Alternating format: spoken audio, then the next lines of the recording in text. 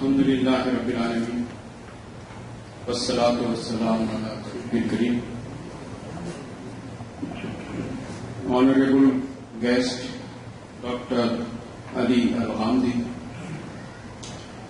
President of this occasion, Engineer Ehsanul Haq, and my respectable audience. With apology, Dr. Ali Al-Ghamdi, I know up to some extent you understand Urdu as well. So onward I will continue my speech on Urdu.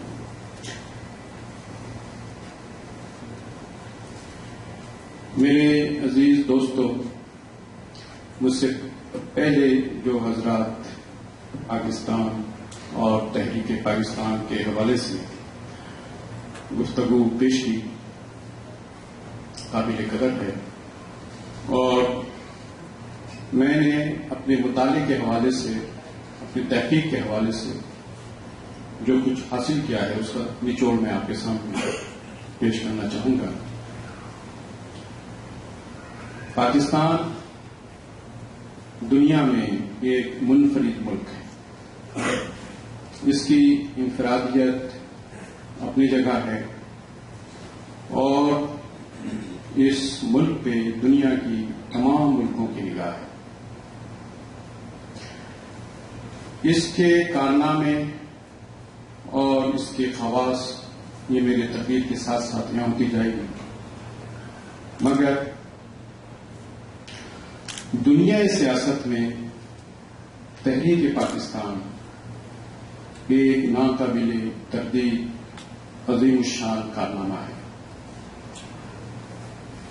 اس تحریک کے نتیجے میں بر صغیر Asia کا نقشہ تبدیل ہو کر رہ گیا. اس تحریک کے قائد اعظم کہلائے. قائد اعظم کے سیاسی کامیابی کے پیچھے ان کے فکری اساس کی پختگی اور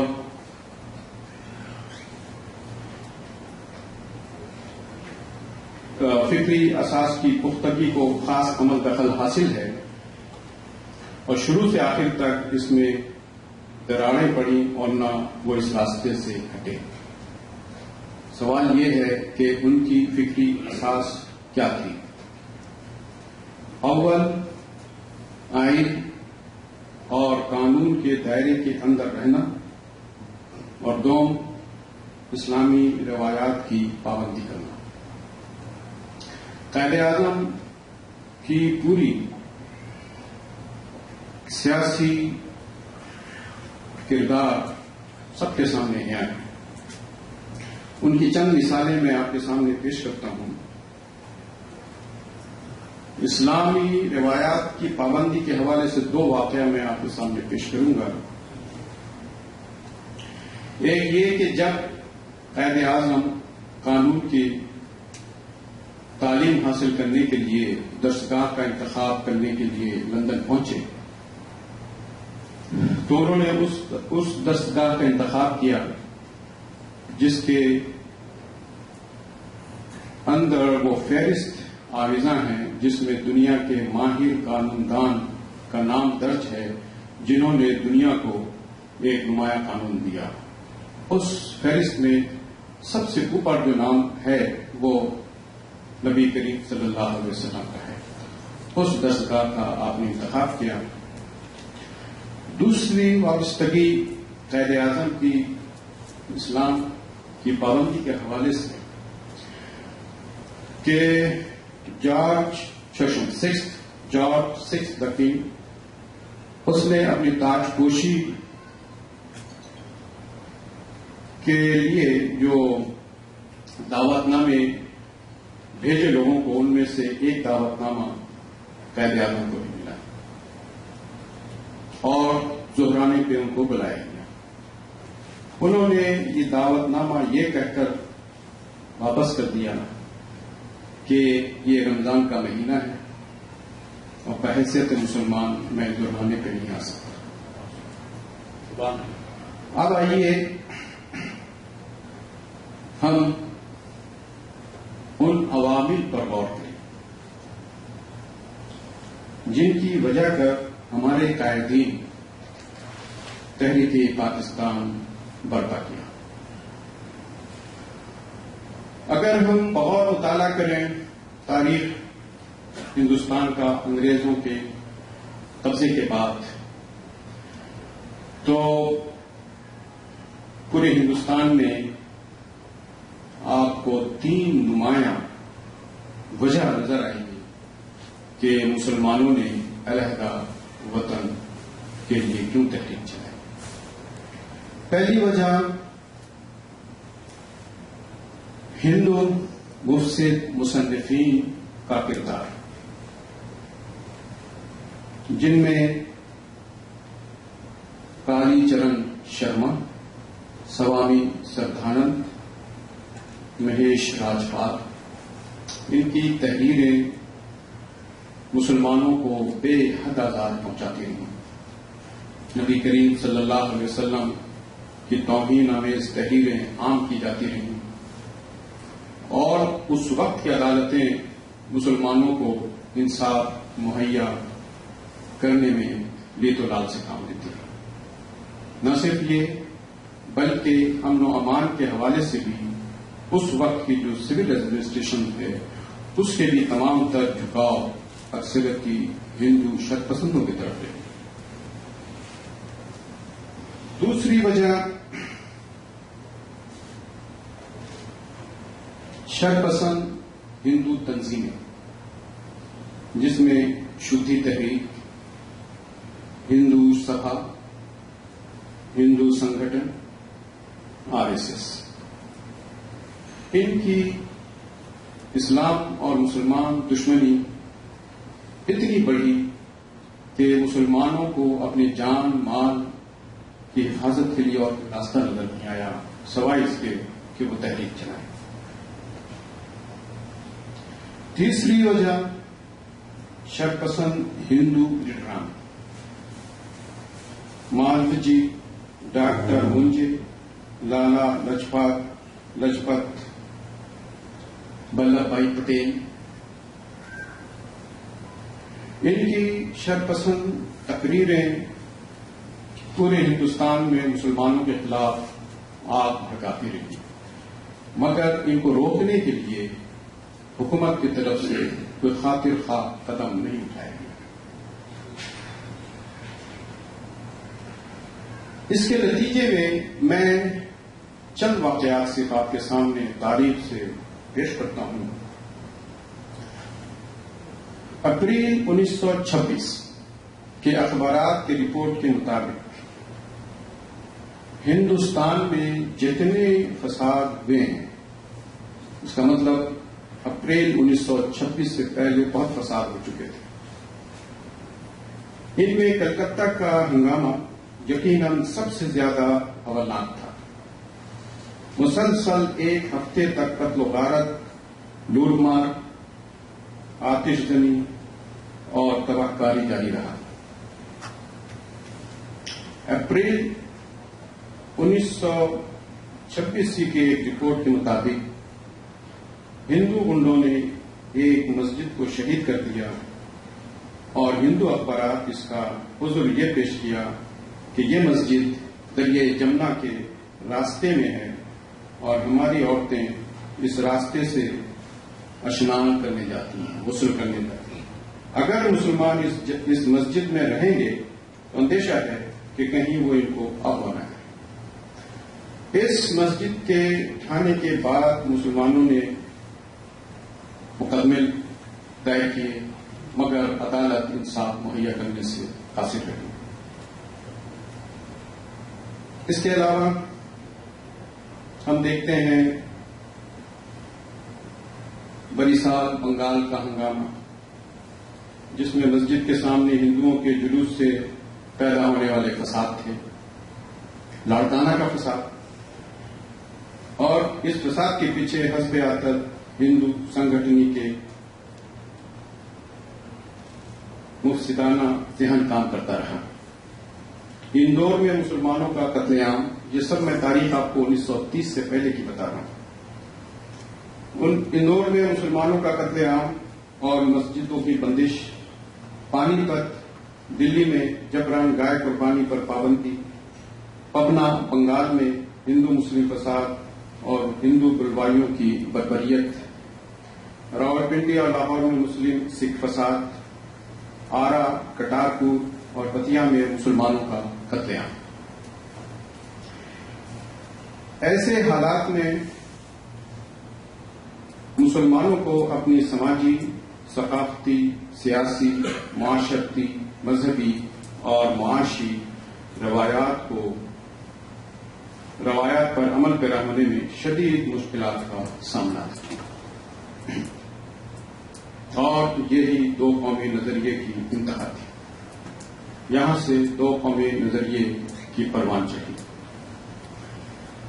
دسمبر 1930 میں علامہ اقبال نے، اور آج 21 اپریل 2016 علامہ اقبال کی یوم وفات ہے۔ اللہ تعالیٰ علامہ اقبال کو بری کے رحمت کرے، ان کے درجات بلند فرمائے، اور ان کی جو خدمات ہے اس کے سلے میں ان کو جنت میں اعلیٰ مقام عطا کرے۔ تو آل انڈیا مسلم لیگ کے سالانہ اجلاس کی صدارت کرتے ہوئے علامہ اقبال نے یہی واقعات، یہی حالات اور یہی مسلمانوں کی مستقبل کی فکر کو سامنے رکھتے ہوئے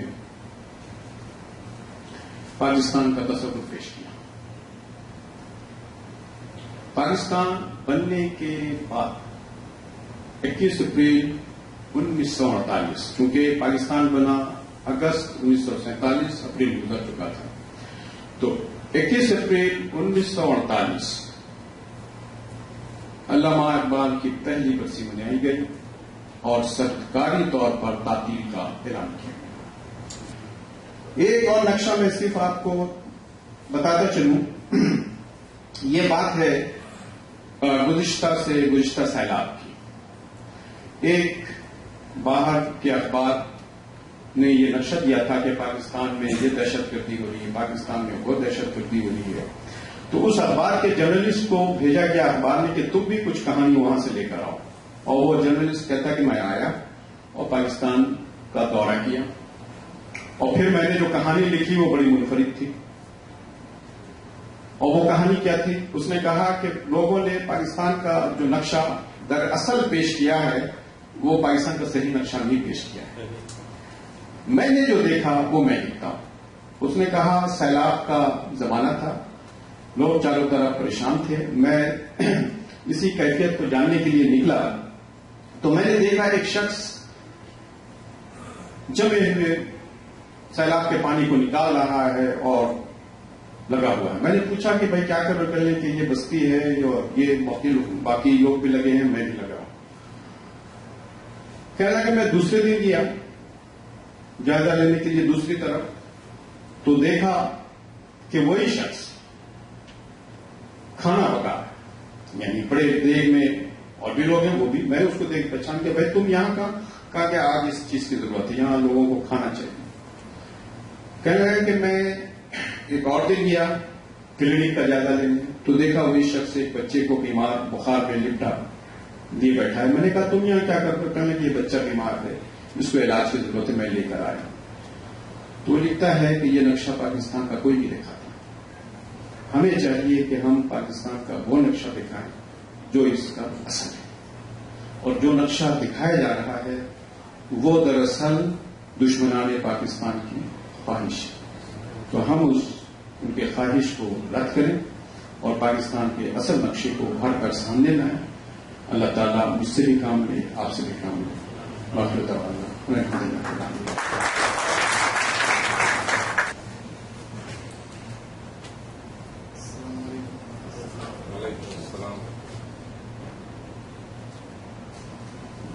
چند شعر وطن عزیز کے حوالے سے دعائیہ شعر ہیں۔ میرے وطن کو خدا روشنی عطا کر دے، آمین. میرے وطن کو خدا روشنی عطا کر دے، میری زمین کو نئی زندگی عطا کر دے. اور کرم ہو تیرا عطا بندگی عطا کر دے، دل و نگاہ کو پھر تازگی عطا کر دے، دل و نگاہ کو پھر تازگی عطا کر دے. اور تیرے حضور ہوئے سجدہ ریز اہل چمن، تیرے حضور ہوئے سجدہ ریز اہل چمن، دیار عشق کو پاکیزگی عطا کر دے، دیار عشق کو پاکیزگی عطا کر دے.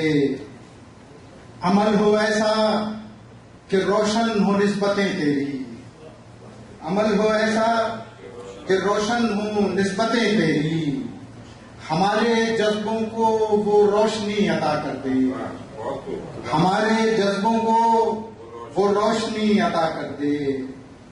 جو خواب دیکھا تھا اقبال نے کبھی یارب، جو خواب دیکھا تھا اقبال نے کبھی یارب، اسے خواب کی تعبیر بھی عطا کر دے، اسے خواب کی تعبیر بھی عطا کر دے. جو خواب دیکھا تھا اقبال نے کبھی یارب، اسے خواب کی تعبیر بھی عطا کر دے. وہ حرف جن سے میرے بام و در سمر جائیں، وہ حرف جن سے میرے بام و در سمر جائیں، وہی خیال وہی شاعری عطا کر دے، وہی خیال وہی شاعری عطا کر دے. اور ہوا بجھائے محبت سے نفرتوں کے چراغ، ہوا بجھائے محبت سے نفرتوں کے چراغ. جواں ہو عزم تو ہمت نئی عطا کر دے، جواں ہو عزم تو ہمت نئی عطا کر دے. اور مثال پرچم حق سر بلند ہو جائے، مثال پرچم حق سر بلند ہو جائے. میرا قلم جسے تو آگہی عطا کر دے، میرا قلم جسے تو آگہی عطا کر دے. اور دلوں کو جیت کے جو دل کی ترجمان بنے، دلوں کو جیت کے جو دل کی ترجمان بنے. میرے خدا وہ عاجزی عطا کر دے، میرے خدا مجھے وہ عاجزی عطا کر دے. دلوں کو جیت کے جو دل کی ترجمان بنے، میرے خدا مجھے وہ عاجزی عطا کر دے. اور جوان لہو کی لکیروں میں جو کہانی ہے، جوان لہو کی لکیروں میں جو کہانی ہے، نیا افق نئی منزل اسے عطا کر دے، نیا افق انہیں منزل نئی عطا کر دے. اور آخری شعر ہے کہ وہ مملکت جو تیرے نام پر بنی یا رب، وہ مملکت جو تیرے نام پر بنی یا رب، اسے حیات نفس دائمی عطا کر دے، اسے حیات نفس دائمی عطا کر دے. آمین یا رب العالمین.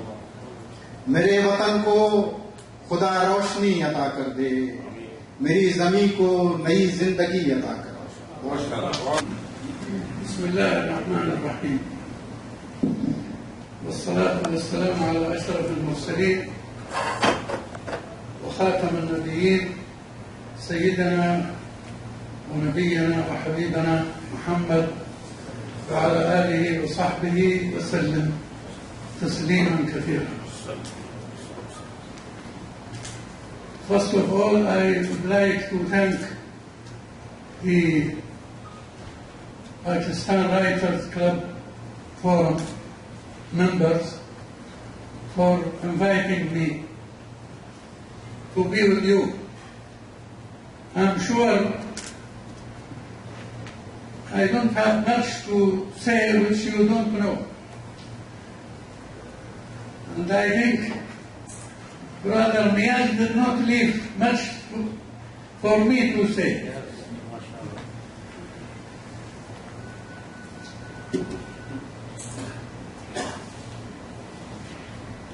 Pakistan is the country of all Muslims.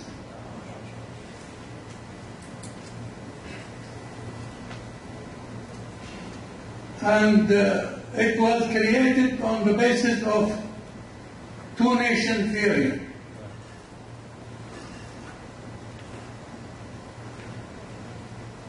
And I would like to ask you, who is the author of two-nation theory? Can anybody answer me? Dr. Lamar Iqbal. No. The first one who talked about two-nation theory was Abu Rayhan Muhammad ibn Ahmad al-Bayruni, who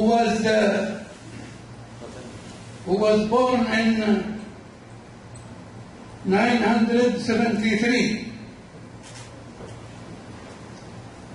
and he was from Khawarizm. He shifted to India.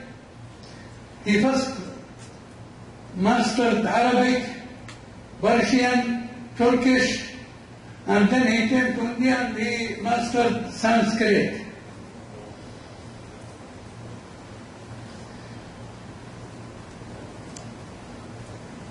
And he wrote many books, maybe more than 200 books.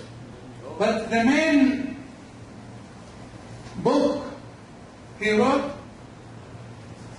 is maybe 2 or 3. One of them is Kitab al-Hind.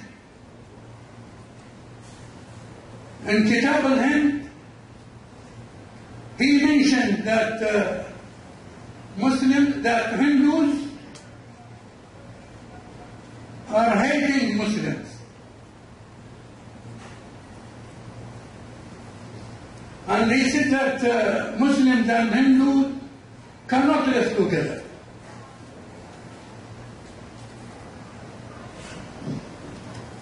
He also wrote a book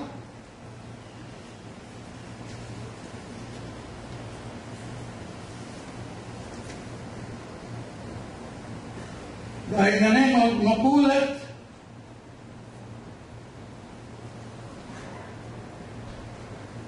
مقولة تحقيق مال الهند من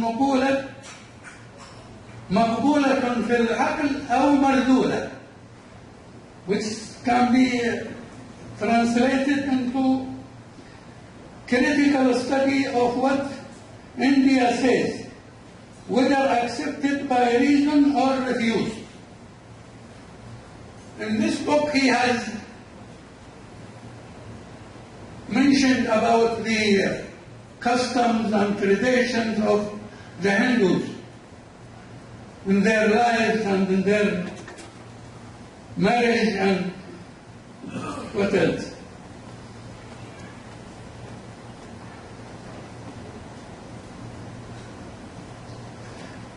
He wrote in his book Kitab al-Hind, and I quote, "In all manners and usage, they differ from us," means the Hindus. "With our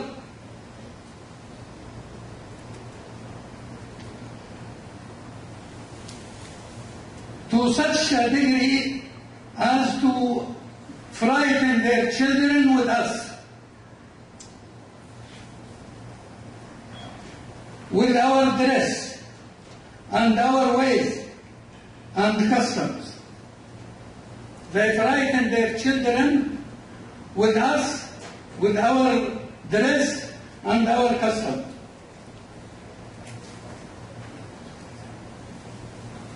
They declared us to be the devils, breeds, and our doing as the very opposite of all that is good and broader.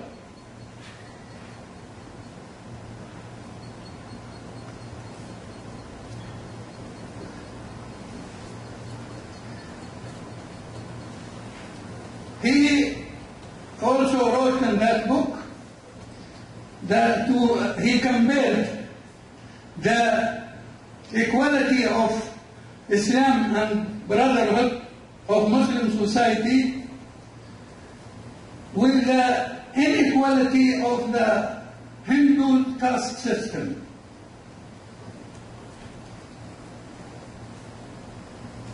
And he deprecated the filthy customs of the Hindus in contrast with the decency of and cleanliness of Muslims.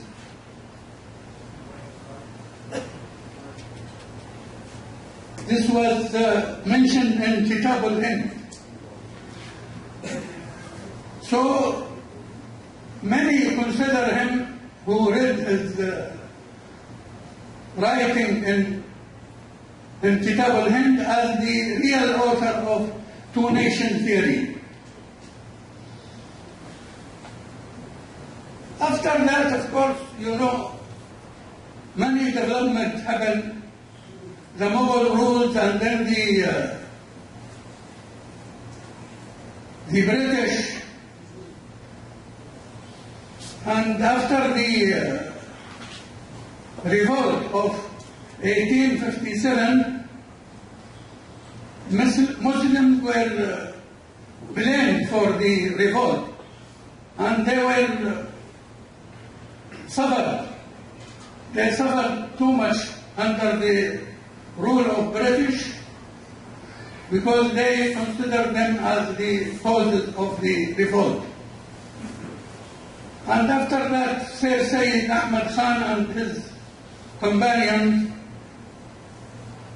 tried to create awareness among Muslims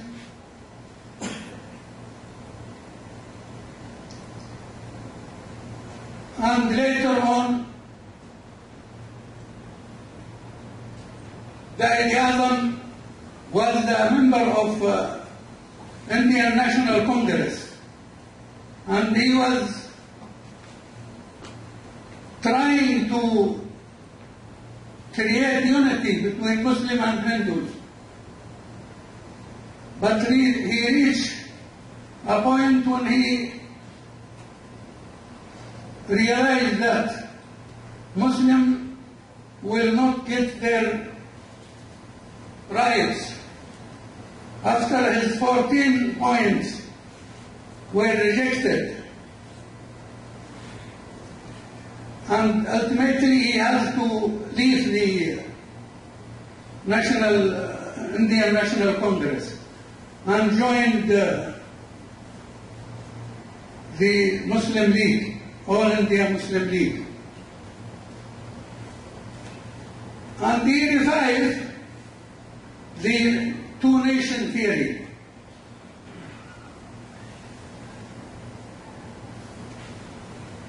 Mahatma Gandhi tried to convince him to drop the idea of separate country for Muslims. He even offered him to be the first president of independent India. But Qaid Azam Muhammad Ali Jinnah refused.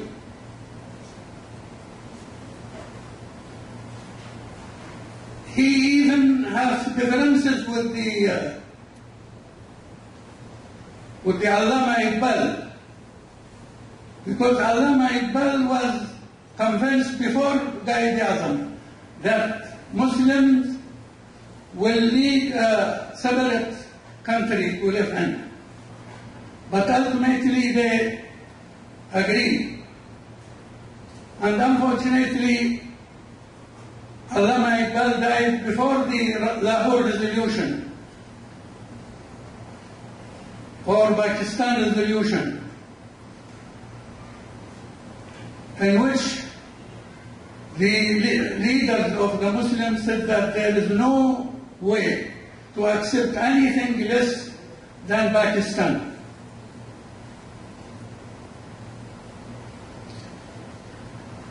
And during the time from 1940 till 1947, there were many riots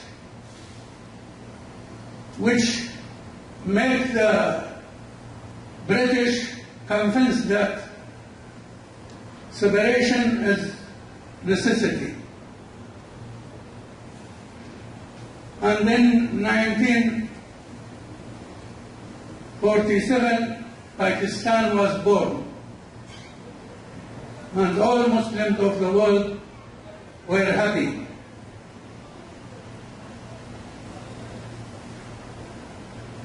I would like to go to the ayahs which our brother who read Quran in the beginning of this meeting. واعتصموا بحبل الله جميعا ولا تفرقوا واذكروا نعمة الله عليكم إذ كنتم أعداء فألف بين قلوبكم.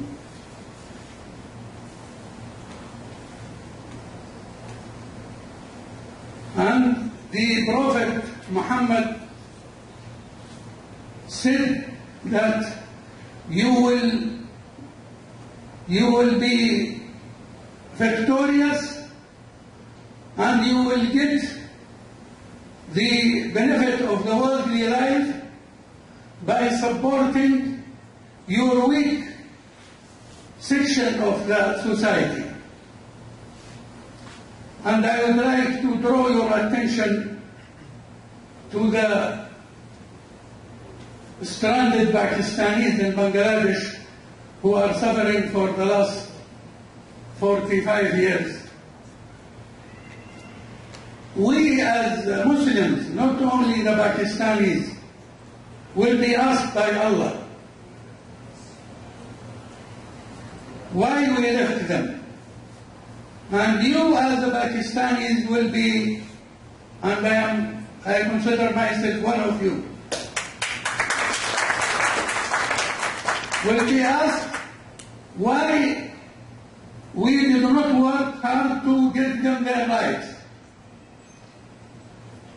And you as writers are having big responsibility toward them. I would like to end my speech by saying that also there is a responsibility on you as writers to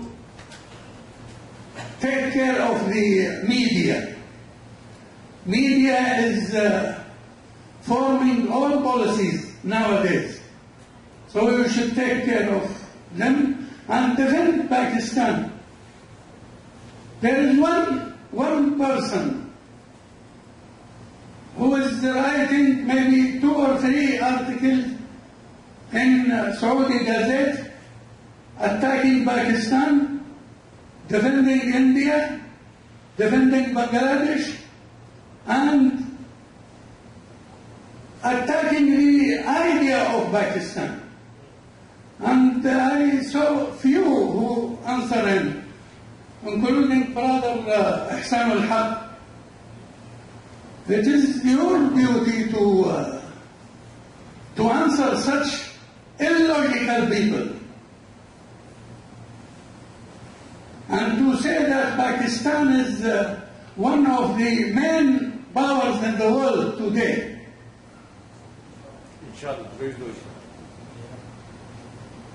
They should understand, those who are still living in dreams, and those who have created stories recently. I worked in India and in Bangladesh after 71. I never heard the stories they are mentioning and repeating of genocide, of hundreds of thousands of rapes and so on. So please take care of media. Thank you very much.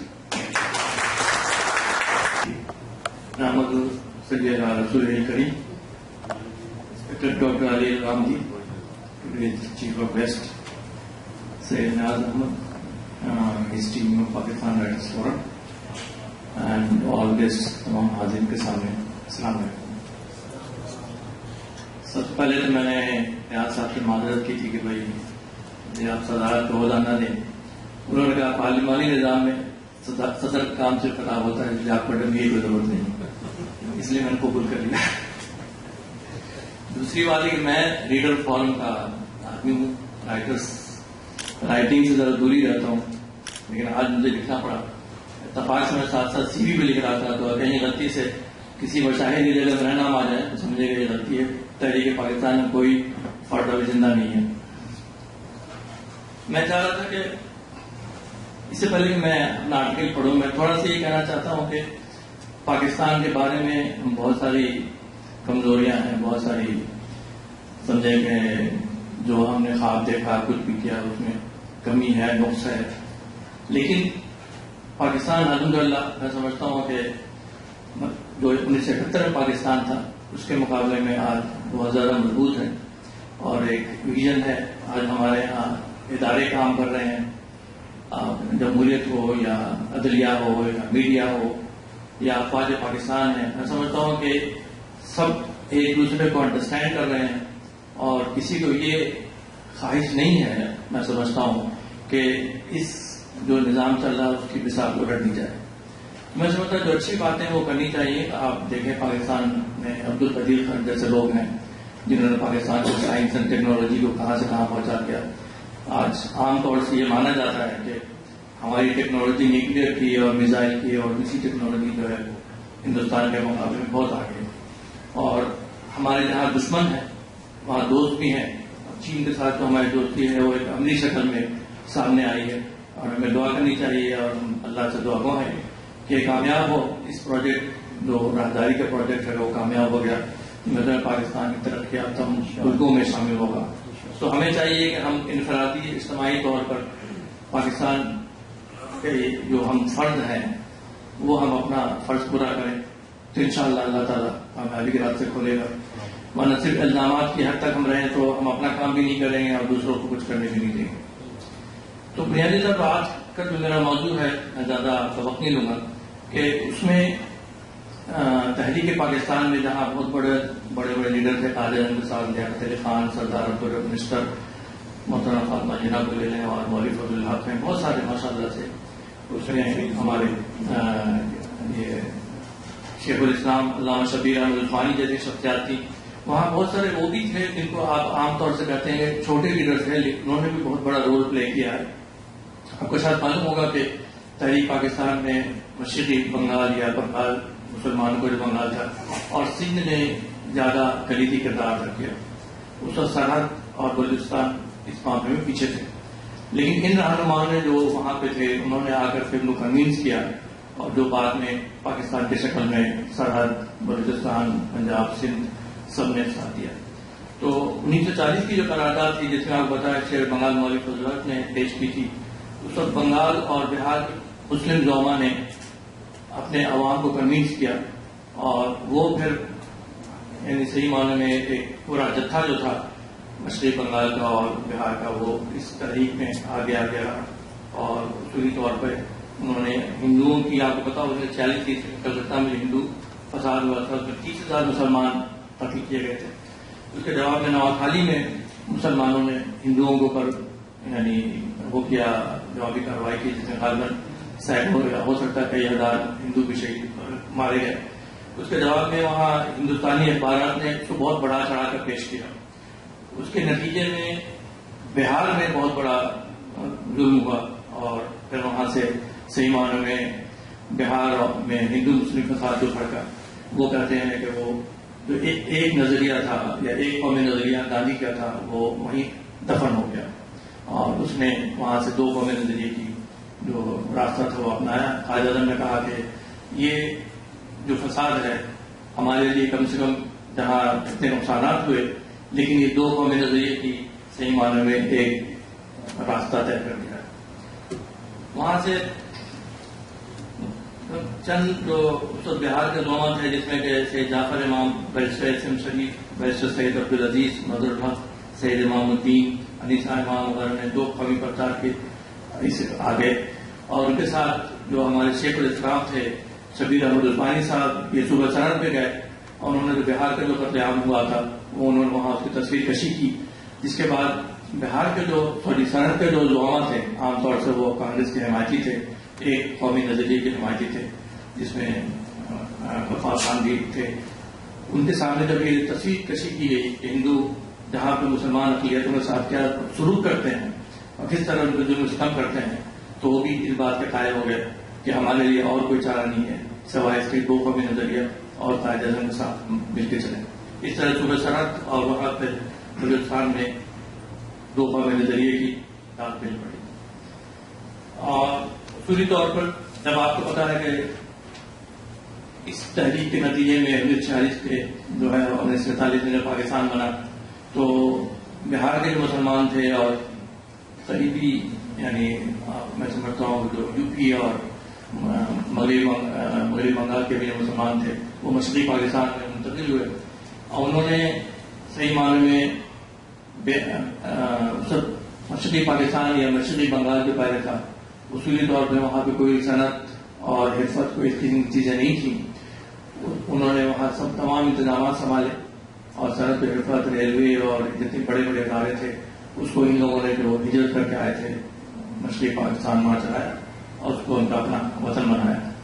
لیکن ایک چیز جو میں سمجھتا ہوں ہماری قیادت اس میں سمجھتا ہوں کہ 1948 کے بعد اور لیاقت علی خان کے انتقال کے بعد جو ہماری اصل قیادت رہی نہیں وہ یہ نہیں دیکھ سکی کہ ہندو سازش جو ہے مشرقی پاکستان میں اسی وقت سے جنم لے رہی تھی اور وہاں کی آبادی کے تقریباً 15% آبادی ہندو تھی اور وہ تعلیم میں اور بڑے بڑے جو ادارے تھے اس کے سربراہ کے طور پہ کام کرتے تھے اور وہ ایک سازش کے تحت انہوں نے پاکستان یا مغربی پاکستان اور مشرقی پاکستان کے درمیان میں نفرت بڑھانے کے لیے انہوں نے بنگلہ زبان کا سہارا لیا جس کے نتیجے میں آپ کو پتا ہے 21 فروری 1952 میں بنگالی تحریک چلی اور اس میں کئی ان کے لوگ مارے گئے اور وہاں انہوں نے لٹرلی مشرقی پاکستان کو ایک 2 قوم بنا دی, ایک بنگالی قوم اور ایک اردو بولنے والی قوم.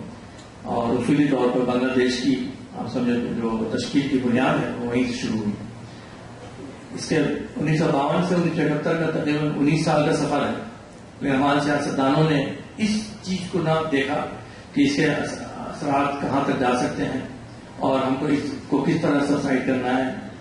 صدر ایوب صاحب ہوں یا اس کے بعد یحییٰ خان تھے, انہوں نے بھی مشرقی پاکستان کو اسی طرح چلانے کی کوشش کی جیسے برطانوی دور میں کوئی ایگزیبٹ چلایا کرتی تھی انگلینڈ سے ہندوستان کو, اور انہوں نے یہ دیکھا کہ عوام کے جذبات کیا ہیں. عوام کے جذبات کا آپ کو اندازہ ہوگا جب 1964 میں انتخابات ہوئے تھے تو مشرقی پاکستان میں فاطمہ جناح کو 99% ووٹ ملے تھے, گرچہ مغربی پاکستان سے آئی تھی وہ, تو وہ ان کی محبت کی دلیل تھی. 1965 میں معلوم ہے آپ کو کہ بنگالیوں نے پورا ساتھ دیا. پھر کیا وجہ تھی کہ 6 سال پہ وہ الگ ہو گئے. تو میں سمجھتا ہوں کہ یہ چیز ایسی ہے جو ہمارے جو مقتدرہ ہیں جو لیڈران ہیں ان کو یہ سوچنا چاہیے کہ پاکستان کو بنانا جو دوما تھے وہ چلے گئے, بنا دیا انہوں نے, ایک میں سمجھتا ہوں بہت بڑا معجزہ تھا, لیکن پاکستان کو بچانا, پاکستان کو مینٹین کرنا بھی ایک بہت بڑا کام ہے. اور اس میں ناکام ہونے کا مطلب یہ ہے کہ دنیا کی میں ایک بڑی اسلامی سلطنت جو صرف اسلام کے نام پر قائم ہوئی تھی, میں سمجھتا ہوں واحد سلطنت دنیا میں جو اسلام کے نام پر قائم ہوئی تھی, اس کو قائم رکھنے کے لیے جو ہمیں جدوجہد کرنی چاہیے, جو محنت کرنی چاہیے, جو لگن چاہیے, وہ نہیں ہے. تو میرا پیغام آج یہی ہے کہ انفرادی طور پر اور اجتماعی طور پر ہم اپنے پاکستان کو جو جس طرح سے بھی بچا سکتے ہیں اس میں حقوقی ورزی کا جذبہ پیدا کریں. آپ کو پتا ہے کہ 1978 میں جو فال اور ڈھاکہ ہوا اس میں لاکھوں اردو اسپیکنگ اور نہ صرف اردو اسپیکنگ پہ بنگالی اسپیکنگ جنہوں نے پاکستانی فوج کا ساتھ دیا ان کو یعنی ظلم ستم کے ساتھ شہید کیا گیا. اور آج بھی آپ کو پتا ہے کہ بنگلہ دیش کا جو کورٹ ہے وہ ان کو بغیر کسی فیئر ٹرائل کے ان کو سزا دے رہا ہے, ان کو پھانسی کی سزا دے رہا ہے. میں سمجھتا ہوں کہ ایسے موقع پہ حکومت پاکستان اور لیڈروں کا فرض ہے کہ نہ صرف وہ پاکستانی جو محصور ہیں بنگلہ دیش کے 66 کیمپوں میں جو حب الوطنی کی مثال ہے, جنہوں نے قائم کی ہے وفاداری کی مثال, ان کو حقوق دیں. جب 1971 کا فال ہوا اس وقت وہ پاکستانی تھے, انہوں نے پاکستانی فوج کی ساتھ دیا, پاکستان کے بقا کے لیے قربانیاں دی. پھر کس طرح ان کی پاکستانی شہریت ہم چھین سکتے ہیں؟ تو جو ان کا حق ہے وہ دیا جائے, اس کے لیے ہمیں آواز بلند کرنی چاہیے. نائب شیخ doctor Alghamdi, Khalida Mina, doctor Abdullah Nasif and many other people who are really supporting their cause. But this is basically the first people to be asked, جو ہم ذمہ دار ہیں اللہ کے آگے, وہ ہم سے زیادہ پوچھا جائے کہ وہ اس لیے مسلمان نہیں ہے, پاکستانی بھی ہے. تو ہمارا فرض ہے کہ ان کا امان دلائیں. اور جو جن لوگوں کو پھانسی دی آپ پتا ہے, مولوی فرید اور فضل القادری چودھری اور ان کے بیٹے کو بھی دی گئی ہے, جو کہ یہاں تک اگر آپ تعلیم اسلامی کے جو میں نام بولا ہوں تو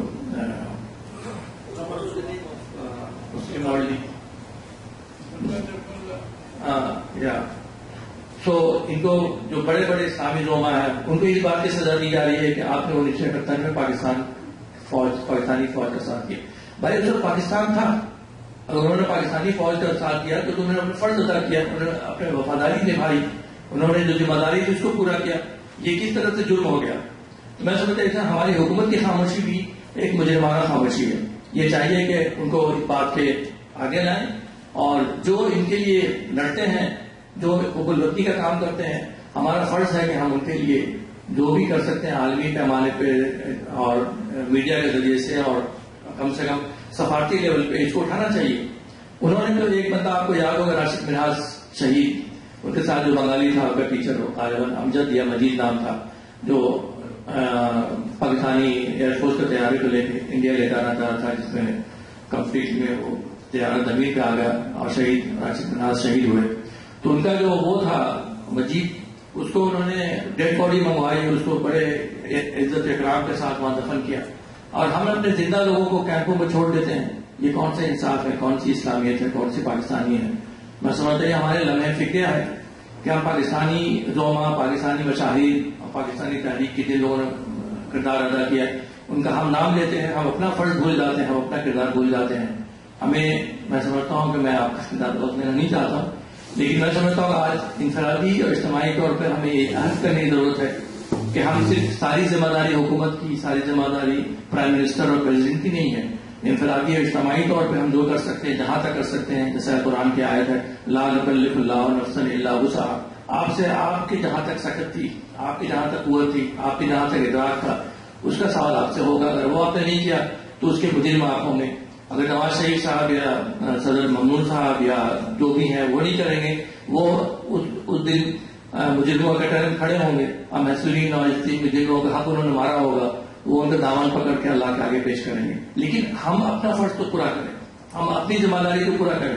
ہم جو پاکستان کا نام لیتے ہیں, اسلام کا نام لیتے ہیں, ہم اس بنیادی فرض کو ہمیں بلانا ہی چاہیے. اسی طرح اور بھی جو ہے مسائل جیسے برما کے ہیں, اور بھی جہاں جس طرح ظلم ستم ہو رہا, کم سے ہمیں آواز بلند کرنی چاہیے.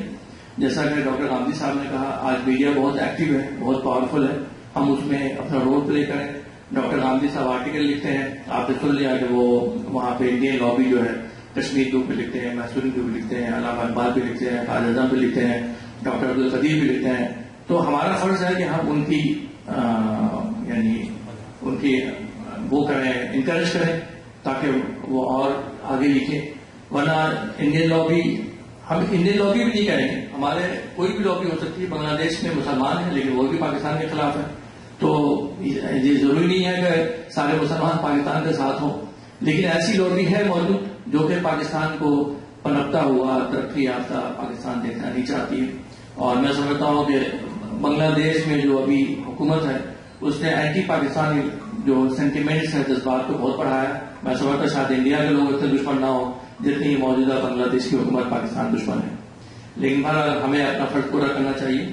اور میں اس سلسلے میں ڈاکٹر غامدی صاحب کا بہت بہت شکریہ ادا کرتا ہوں, سلام پیش کرتا ہوں. اور ایک اور آپ کو ٹپ بھی دیتا ہوں کہ جب بھی آپ سے سوال کریں آپ کبھی جواب نہ دیں, اس لیے کہ آپ کا جواب غلط ہوگا. کل ہمارے ساتھ یہی ہوا. انہوں نے پوچھا کہ علامہ اقبال نے حج کیا تھا؟ تو زیادہ تر لوگوں نے کہا نہیں حج کیا تھا. تو انہوں نے مولانا عبدالحسن ندوی کی کتاب سے ریفرنس نکالا کہ علامہ اقبال نے نہ صرف حج کیا تھا بلکہ وہ مکہ سے مدینہ اونٹ پہ سفر کر کے گئے تھے، اور یعنی اس سفر سے جب وہ واپس آئے ہیں ہندوستان، پاکستان اس وقت تو ہندوستانی تھا، تو اس کے 1.5 یا 2 سال کے بعد ان کا انتقال ہوا. ڈاکٹر نے ان سے یہی کہا کہ بھائی آپ کو یہ سفر نہیں کرنا چاہیے تھا. اسی طرح آج کا سوال بھی جیسے انہوں نے کہا کہ نظیر پاکستان کس نے فائنڈ کیا تھا، تو عام طور سے میں بھی اور آپ بھی اس وقت علامہ اقبال یا قائد اعظم، لیکن انہوں نے بیرونی کا حوالہ دیا جو کہ کوئی 1000 سال پہلے انہوں نے 2 کا نظریہ پیش کیا تھا. میں اسی کے ساتھ آپ سے اجازت چاہتا ہوں. بہت بہت شکریہ. السلام علیکم.